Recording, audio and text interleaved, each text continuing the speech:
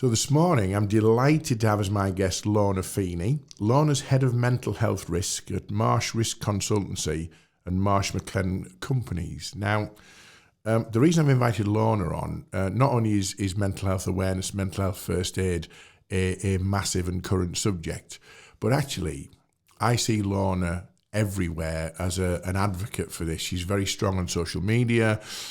She's highly recommended. She posts some really intuitive content. So I thought I'd invite her along and find out what the whole sort of mental health agenda is. And I know that she's really keen on being the fact that mental health is a responsibility of everyone. So without further ado, Lorna Feeney, welcome to the Impact Sessions podcast. Thank you very much, and thank you very much for having me, Nick. All your podcasts are really interesting, and I really do enjoy listening to them. Excellent. You'll be a valuable addition to these, no doubt whatsoever, Lorna, so I'm looking forward to this. So we're going to just go through a few questions and have a little chat about the whole kind of agenda piece. And, you know, as I say, just see what your take on it. So we've entitled this, So What is Mental Health Awareness Actually About? That's the title of the podcast. So I'd start with you. You're one of the most passionate advocates of the mental health awareness agenda that I know. It's obviously in your DNA, so you've got that kind of passion and natural sort of instincts for it. Do you want to share with the audience how and why you have such a passion for this particular important subject? Where did it come from? Yeah, well, actually, it's a bit of a personal journey of mine. 10 years ago, I had a little girl, and unbeknown to me, I had postnatal depression. They do say to keep an eye on ladies who have careers. But yes, I went under the net. I didn't realise I was suffering with postnatal depression, so I thought perhaps it was because I wasn't at work. So I cut my maternity leave short by 3 months and went back to work.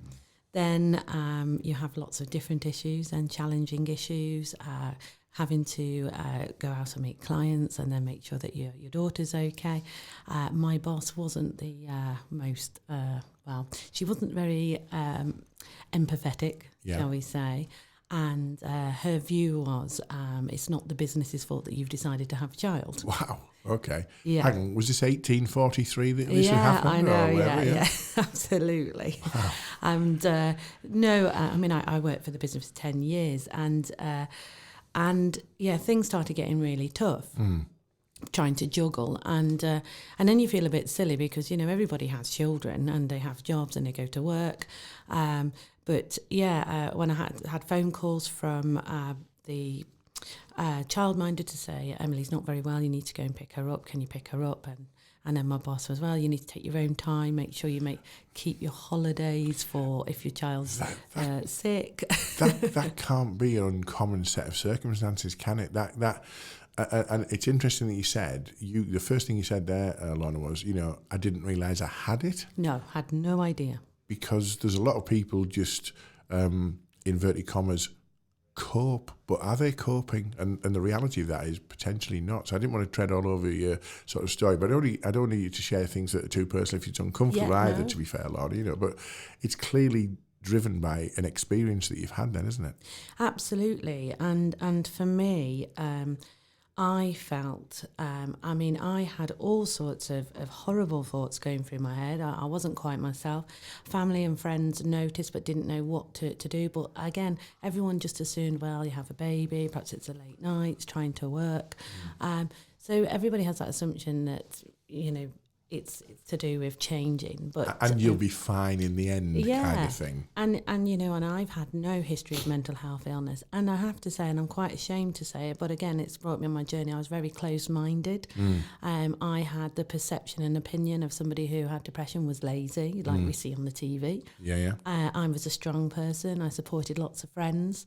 Able to help people as much as I can, but then when I hit that wall, I felt as if I couldn't go to anybody, but didn't know, should I be having these horrible thoughts about, you know, well, what would it be like to give my daughter away for adoption? Perhaps that would put Everything right, and to be honest with you, I really didn't enjoy the baby stage, but that was because I was ill.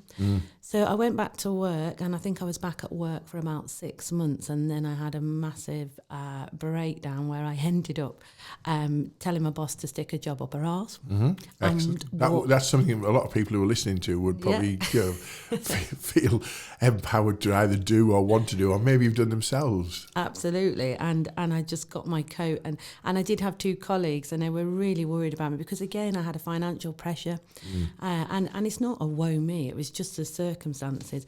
But I couldn't afford to be at work, but I couldn't afford not to be at work with the amount of the fees for a childminder. So I was constantly treading water. So when I walked out the door, one of my colleagues did run after me and said, "Oh, you can't do this, you can't." And I said, I can't do anything. You can't not do it, I guess, in some respects, because it's one or the other at that stage, isn't it? Absolutely. So I do remember walking out, and it was in the middle of Leeds, walking out in front of the bus and thinking, right, I could just jump in front, and that was a snapshot second. But I looked into the bus driver's eyes and I thought, I can't even do that to you. And then I just felt pathetic because I couldn't even, attempt to try and kill myself. Yeah. And then I thought, I got a daughter. It was that I rang one of my friends and they said, you need to get to the doctors. Went to the doctors, sat there. And I think that's the first time that I just cried and cried and cried. He then went through a list of, do you feel like this? Do you feel like that? And I was saying yes, saying no. And then the last question was, do you feel suicidal? And it was that I went off like a bottle of pop. Well, I can't even do that, can I? I might do. I'm not even very good at. I can't even do that. I just felt worthless. I just felt useless. He went, right, okay, no problem. But you were in a successful job. Yes, you just had a little baby. Yeah. On the face of it, and this is the key with mental health awareness, isn't it? On the face of it, you probably had a lot of things that people go, oh, wow, she's got everything going for her, great job, new kids, all that kind of thing. So it really is it's that kind of hidden issue, isn't it, that people are coping with or not coping with, but are not particularly or haven't been prepared to kind of share or invest in, really. So I'd like to take that right up to date, really, because I think mental health awareness as a business agenda seems to have come from virtually nowhere over, in my experience, maybe 2-3 years. It wasn't an agenda item, it wasn't an issue 2-3 years ago. And now it's absolutely everywhere, as it should be. Why do you think it's becoming more mainstream as a discussion point? I think more and more people are, we've got celebrities out there now who are coming out and saying how their struggles are. I think businesses are really taking it serious now and having a look at absenteeism rates and what can they do, stress levels. And for me, it's all about education. Now, going back to my point when I walked out the business, had my manager been trained to spot the signs, had I perhaps had an e-learning module for an hour, to learn about mental health, because I had no idea. I literally had to learn from rock bottom. Did you even think you had a mental health issue? The doctor diagnosed me with clinical depression because I'd left it. But before that, while you were struggling to cope, you wouldn't have necessarily thought, I've got a mental health issue. You just thought you were struggling to cope. Yeah, absolutely. Yeah, I had no idea. But, I mean, the three main factors, and you only have to have them for 2 weeks, of depression, is loss of joy in activities, constant sad low moods, and lack of energy and tiredness. Now, if you have any of those, the same as when you start with a cold on the physical side, for 2 weeks, you have mild depression. This is where you need to be perhaps going to your doctor. Now, it could be environmental depression or it could be a chemical imbalance depression. But you need to be going to your doctor, and then perhaps if you've got an employee-assisted program, ringing a counsellor just to have conversations to be able to. I mean, we all know what to do with a common cold. In the office, everybody will say, Well, actually, we all don't know. Everyone's got a remedy. Old wives' tales or whatever. You drink vinegar, you go to bed, you feed a fever. Everyone's got a theory. However, that's because it's common, isn't it? And the very nature of the common cold is it's common. But mental health issues or mental health awareness is probably a lot more common than we would imagine, but isn't particularly or hasn't been particularly profiled, has it? No, and unfortunately, there's a massive stigma with that. Is that still the case? It's getting better. It's getting better. We are destigmatising, being able to raise awareness in businesses and just showing the benefits of being able to having clean language, and actually talking about and being open that if you have been diagnosed with depression or anxiety, the same as if anyone has been diagnosed with diabetes or had a stroke or heart attack, people are open to talk about it. Yeah. It should be the same. Physical and mental health are... there's a stigma between them two already, and we need to get to that place where they're both treated the same. So the stigma, is that with the individual who's been diagnosed and with the business environment in which they work? Is it a two-sided stigma? The people who've got mental health issues they feel sort of stigmatized, as it were. Yeah, so in my case, when I had to go back to work, it was really hard for me to go back because I was self-stigmatising myself. And the only reason why I was able to accept help was one of my really good friends was training to be a hypnotherapist at the time. Right. And I didn't believe in that at all. I didn't believe in the hypnotherapy at all. And she said, look, you can be my subject matter, and I know you don't believe it. I need somebody who's skeptic about it. Yeah. And all she did was I just did exactly what she said, and she got me to realise that my mind was ill. It's not me. And the only way I can get better is by take the tablets, but also, it's a recovery process. So lots of things that I enjoy doing, walking, activities, eating better, because I was neglecting absolutely everything going. But it's no different to a physical recuperation then, is it? No. If you've had an operation on your knee, you do physio, don't you? And you go for walks and you're strengthening exercises and stuff. So I guess in some respects it's no different. It's a different diagnosis and a different plan. So what does mental health awareness in the workplace day to day actually mean? What should people be thinking about? If they say, we're embracing mental health awareness, what does that actually mean day to day? What does that look like in an organisation? So we spend a third of our waking life at work, which is not a great statistic. It's sad. It's a sad statistic, that lot. But this is why we have to make sure that we really enjoy what we're doing. Yes. And also that time spent is with a lot of colleagues. And, sometimes we spend more time with our colleagues than we do our friends and family. So by bringing awareness in, it's about getting people to be responsible for themselves, but actually knowing what mental health looks like and actually know what their helpful coping mechanisms, if they do feel themselves slipping and not being so good, and knowing what to do. The side of it as well, the awareness part, is being able to spot the signs of somebody who may be deteriorating. Now, I do often say, by putting mental health awareness courses on, doesn't mean to say we're going to make all of your workforce all positive mental health attitudes and everybody come in happy. Yeah. If you're working with, say, Bob, who's miserable, and he is a miserable person, then we're not going to change his attitude. But what we want to do is we want to be able to pick up on any noticing behaviour, psychological or physical changes. If Bob becomes more miserable, that's right. If his natural demeanour is miserable, then that's just Bob, isn't it? Absolutely. It doesn't mean to say he's got a mental health issue, and this is he's just miserable, and there are negative, miserable people, negative Nancy's, what we say. There are those people who are out there. And again, we're not there to change personalities, but the key is noticing that change. And again, I go back to mine 10 years ago. Had my boss noticed, she may have been able to signpost me earlier on to the employee assisted programme. Had I known about a mental health first aider and I'm not feeling quite well, but I wanted to speak to somebody who I didn't know, I may have spoken to them. Again, it's all ifs and buts, I may not have. Because at that time, there was no such thing as mental health first aid, was there? And there was probably no such thing as mental health awareness in the workplace 10 years ago. No. And like you said, with the physical, the analogy of the broken leg's always there, but we all know if you break your leg, you go and you have it in plaster, and then you have physio, and it takes a while for it to get back up to its strength, if it does get back to its strength. But there's a process in place. And I think for me, the reason why I want to champion the mental health is because I had to find everything out myself. And if I was aware of these things, I don't want anybody to go to that dark place, because it was awful.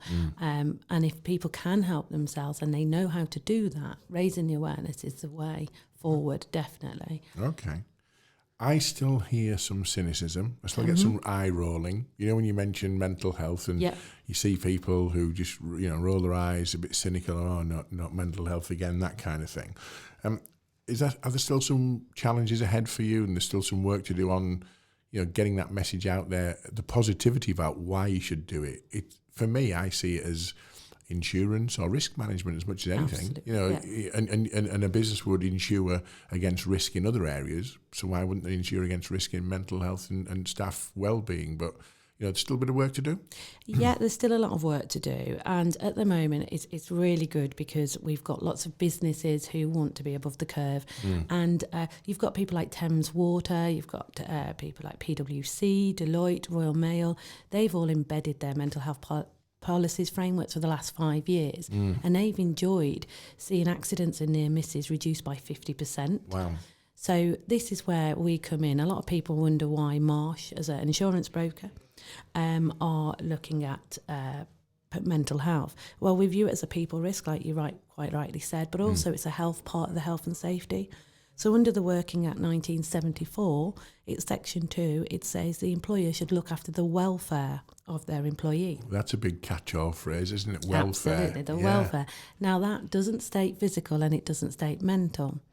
Now, unfortunately, about 4 weeks ago, there was a case in France. Now, we do have different employment law. However, the fundamentals would be, the same as in the bullying harassment case with the telecoms communication company Orange. Yes.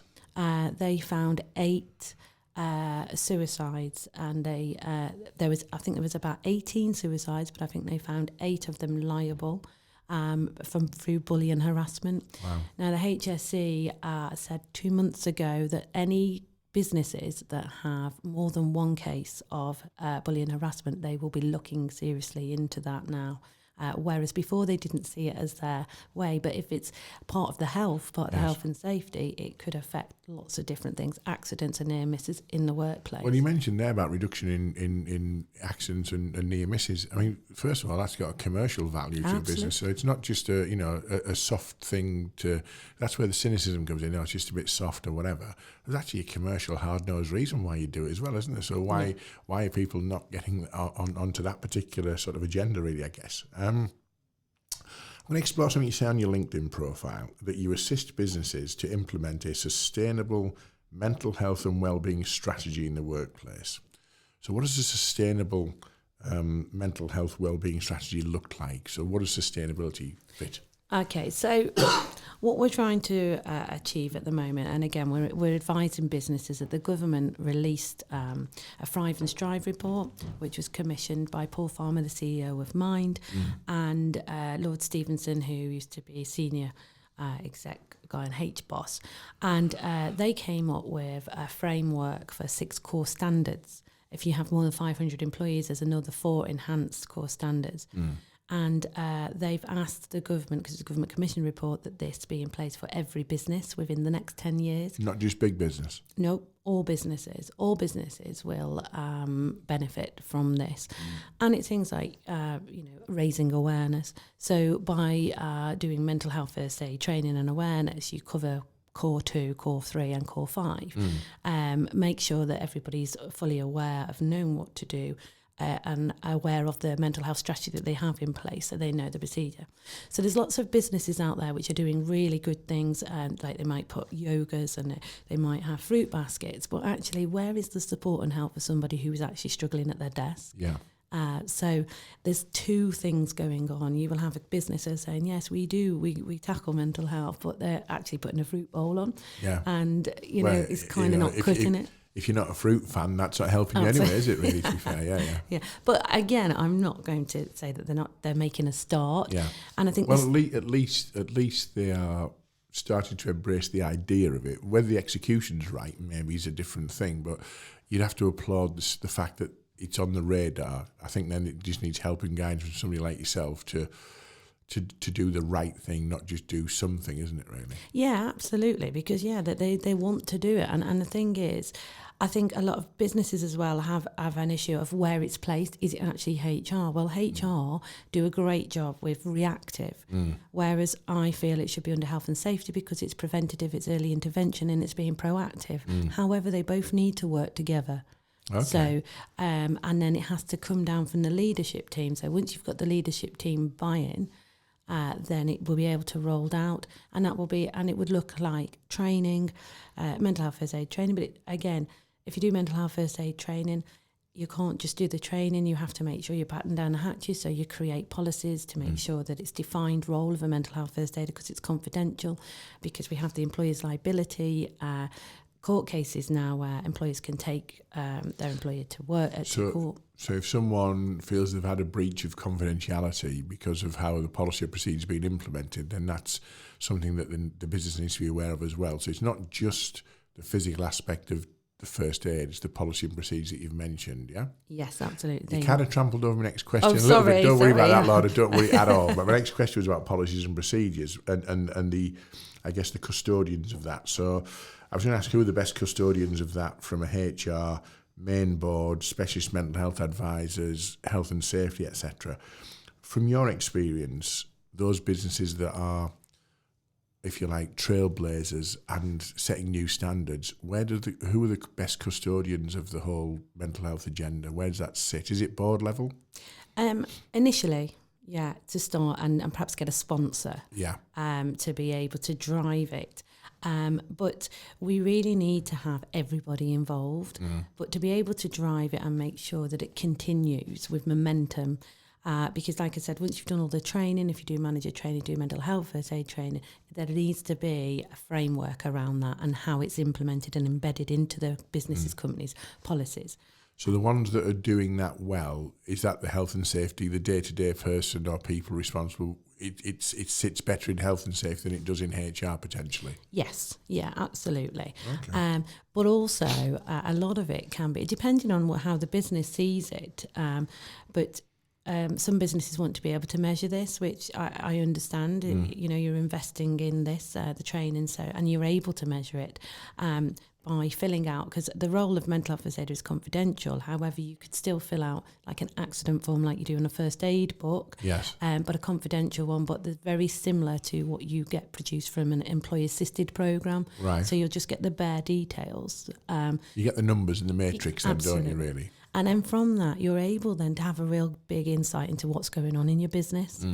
Whereas before, if you haven't got an open culture for people to talk about mental health, they may be ringing up and say they have headaches and stomach aches. So it's really masking it. And what I always advise is that you will definitely see when starting on your journey, probably a spike in mental health illness being reported, but what you'll see a decline in is physical mental health is exactly where you want to be. So I guess it's only going to increase the reporting because of awareness, isn't it? So people are going to report it because they want some initial maybe diagnosis or support or help. But that will tail off, won't it, as people become aware of the fact that it's now managed or manageable or supported by sort of first aid, mental health first aid specialists. So you're going to get a natural spike in anything. You raise awareness of something, people buy into it, don't they, or at least want an assessment. Quick question on, you've touched on things like reduction in accidents, near misses, and we've sort of touched on absenteeism through stomach aches and things that are not necessarily accurate. What are the other commercial or operational or even financial benefits to a company to look at genuinely embedding and embracing mental health awareness? Okay, so the Soma Analytics, they are a financial company who look at all of the data, and they looked at the FTSE 100 businesses, and anybody who reported more than twice in their reporting accounts that they use mental health or well-being, they returned a profit of an increase of 3%. Okay. So that's a financial figure. Yeah. A lot of tenders, especially in the construction, are asking now before they go ahead with placing a business with them, what are you doing around mental health? I was talking to another guest actually on an earlier podcast, Salat Chowdhury from the UK and Ireland Centre for Diversity and Inclusion, and he was saying that there's some legislation from things like public sector bodies that their tier one supply, so your major construction companies, need to have a policy and an awareness of diversity, and they're now filtering that down to their own supply chains, tier two and subcontractors, etc. So is that now becoming the same with mental health? Absolutely, yeah, it really is, and that's mainly it's not just mainly construction actually, but mainly male-dominated businesses, because we've got obviously suicide rates. It's the highest killer in men. The ages change all the time, but at the moment it's 40 to 49, but it's the biggest killer in men. It's always a shocking statistic, that, isn't it? When you look at it, that's the biggest. There's so many. You'd look at it and go, "Wow, okay, that's those kind of figures have come out of nowhere. They weren't ever talked about before, were they? And they are, regularly newsworthy items, and you see them on the mainstream sort of news channels, and it's a shock, isn't it, that when you still see those kind of numbers? Well, I was with Ruth Sutherland, the CEO of Samaritans, a few weeks ago to see that, we're doing a great job in raising awareness. But for me, for 2020, I want to be looking at what we can actually do to reduce the risk of suicide. I looked at the Office National Statistics and compared the road traffic accidents from 2000 to 2017 and also the fire fatality. I mean, I can't remember the figures off the top of my head, but it's quite significant difference where I think road traffic accident at 2017 is about 1,500 and fire fatality was 333 as opposed to 5,200 suicides. Yeah. But you can see, when I look at my graphs, you can see that they both road traffic accidents, fire fatalities decrease, but the suicide just goes just like a lifeline, I would say. Like a blip up and down, up and down, up Absolutely. and down. Yeah. There's no massive spikes and there's no massive drops. It's quite constant from 2000. Because I did have someone challenge me saying, do you not think raising all this awareness is actually causing more people to, So, really? Yes, I did, yeah. But I get all these. Were they rolling their eyes with cynicism at the same time as saying that then for you, Lorna? But it was very nice to be able to prove, well, actually on this graph, no. Yeah. But the thing is, we need people to challenge like that, because this is be able to change and educate people around suicide. Well, I've done quite a bit of work with one particular fire authority in the UK over a 10-year period on different levels of leadership programs and assessment centres and things. And I know that the figures on fire fatalities and road traffic accidents that they actually have to attend have dropped as a result of education.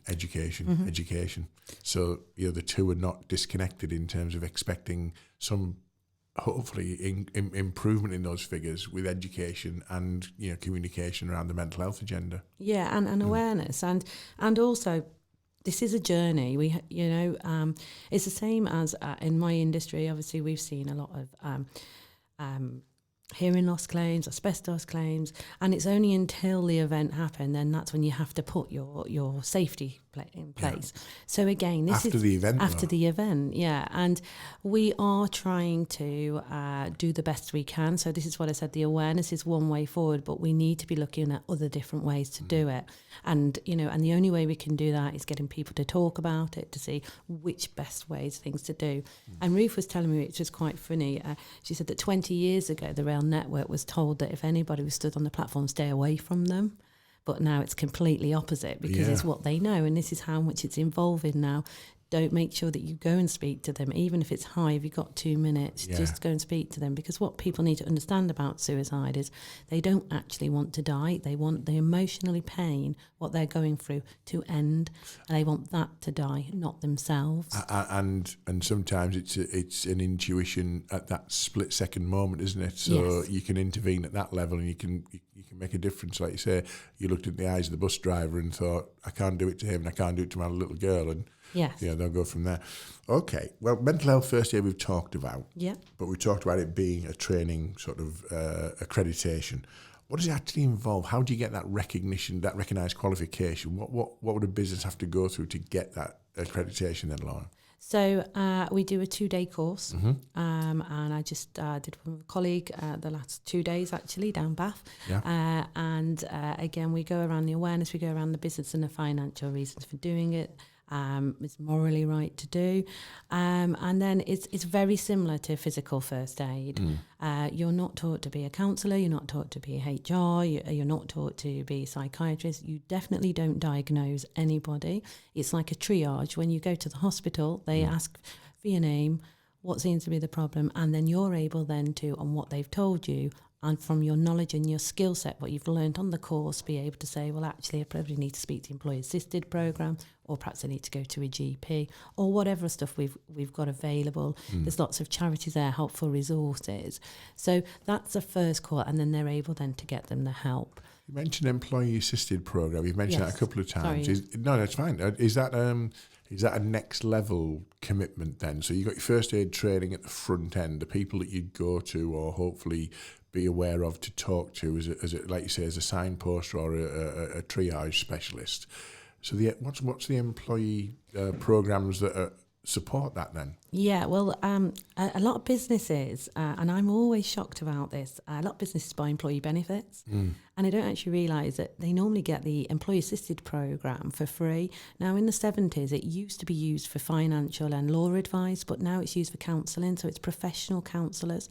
And somebody can get help, ring the line. Within 2 hours, they'll have a counsellor call them back. They can either have face-to-face counselling, or they can have telephone calls, or they can have text, whichever way they want to do this. So these are the things that you would buy as a normal, like a legal advice helpline. I've seen those, lots of those, legal advice helpline, HR advice helpline, insurance risk helpline. So it's just another version of that, but it's aimed at sort of staff employee support kind of thing. Well, to be honest, it's all of them. You've got lots of different helplines. It's normally a private company business, but I realise councils have it as well, and councils offer it all to their employees and their families, which is really good. So if they're struggling, they're able to ring this number. But a lot of employees don't know about it because it's not very well advertised, and it's lack of communication in the business. I always ask, do they know if they've got employee assisted programme? And half the people say yes, half people say no.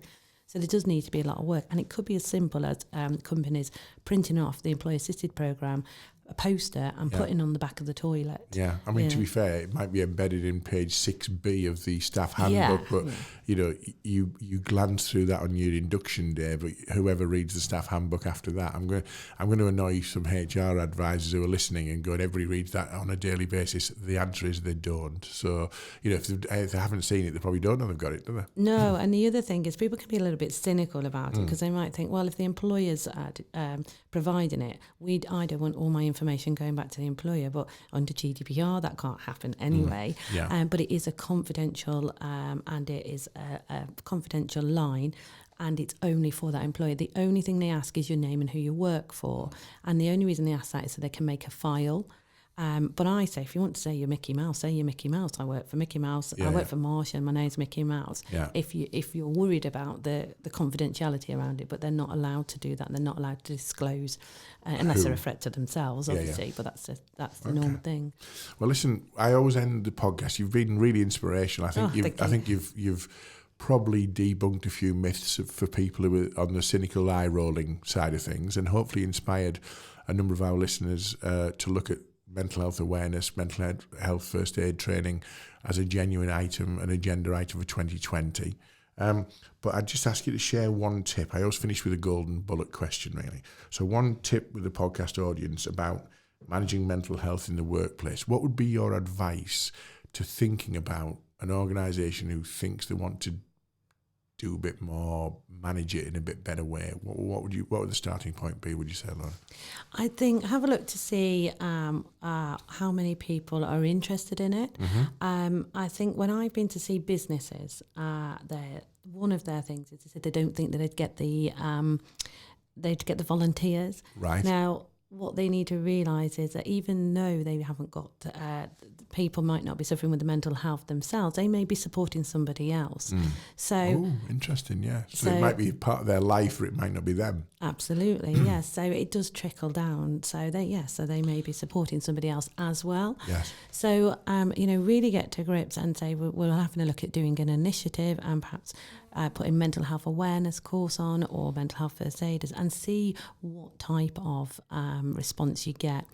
With the mental health framework and putting in policies around it, it can't be done as, right, this is what we're going to do, and like we normally do with procedures. It has to be done baby steps. It's not a one-size-fits-all either, is it? No, absolutely.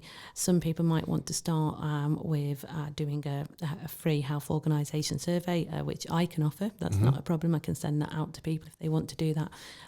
But people might not want to do surveys, or they might want to start with the training and then use mental health first aiders as their actual people who can go out and keep driving the momentum. You're advocates for the whole thing, yeah. Yeah, absolutely. Okay. And there's loads of different ways of doing it. There really is, and there's lots of things out there. I think the thing you also mentioned is get a champion or a sponsor on board early at a high level in the organisation, because that will drive, I guess, funding and agenda and culture on it, really. Absolutely, yeah. And I think some people think they haven't got the culture to support it. Well, they probably haven't at the moment. But as soon as you start putting on different courses or having an interest in it, you'll be amazed how the culture will naturally change.